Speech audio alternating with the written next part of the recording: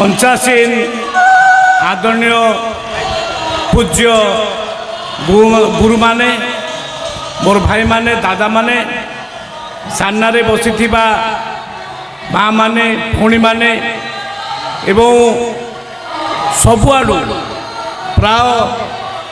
30-40 हजार लोक ये उपस्थित हो सारे समस्त क्षेत्र समस्त अंचल आसी आमर अनुकूल चंद्र भाई और भौणी माने माने जदिओ मु डायरेक्टली आपण मान सहित आउ डे टू डे कार्यक्रम रे नहीं किंतु मु प्रकृत हृदय आपण मान सहित अच्छी मोर परिवार विशेष कर मोर स्त्री आउ सबुदिन यही कार्य से रोचे परिवार पूरा परिवार मोर ससुर घर परिवार अनुकूल चंद्र से माने शुक्रवार को शुक्रवार आउ सब प्रकार ये करती पैसा पत्र सब डिपोजिट करती आपण मान सब जानते आउ कहती माने विभिन्न कार्य शुक्रवार दिन से घरे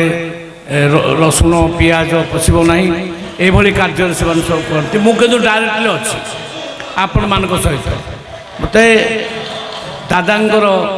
आशीर्वाद मिलला मत बहुत भल लगे आज मु बहुत उत्साहित जे आज ढेंकानाल एत बड़ कार्यक्रम है मु निश्चित भाव में उत्साहित कारण एठिकार विधायक मु जिते बड़े आवश्यक पड़े ये दक्षिण काली पाखे मंदिर से जाए आशीर्वाद लिए मझे आचार्य आसते सहित भेट होती आशीर्वाद नहीं आम आध्यात्मिक दिगरे रहीबाटा भल कारण आध्यात्मिक लाइन में गले जीवन सफलता मिले देश को भल पाइबा मु जाइए राउरकेला सत्य साई बाबा कार्यक्रम 5000 लोक थे मुझे कथा भी कहली कहली सेवा से कहले serve to all love to all मुझे ना सर लव टू ऑल हम सर्व टू ऑल हम ठीक अच्छे किंतु जी आमको देश को भल पाऊ नमें भल पाइबा जी ए देश को भल पाऊ नमें भल पाइपरू ना ये हूँ कथा से मत कहतु ए देश को जी भल पाइब आम तार जी भल न पाइब ए देश को आम तार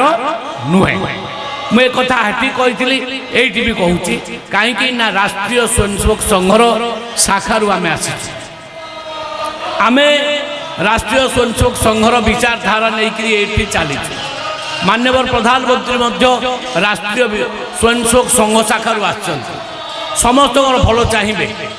समस्त उपकार चाहिए ए देशर उपकार से कर विश्व भारत वर्ष को लेकिन चतुर्थ स्थान में पहुंचे सारे आउ भारत वर्ष गोटे शक्तिशाली राष्ट्र हो सारा नो डाउट सी गोटे कथा कहले सबका विकास सबका साथ सबका विश्वास एक कथा कहले किंतु मु गोटे से कथा कहूँ जे देश को भल पाइबाटा आवश्यकता अच्छी आ मु जानी आपण मान भितर देश प्रेम भावना बहुत अच्छी कहीं ना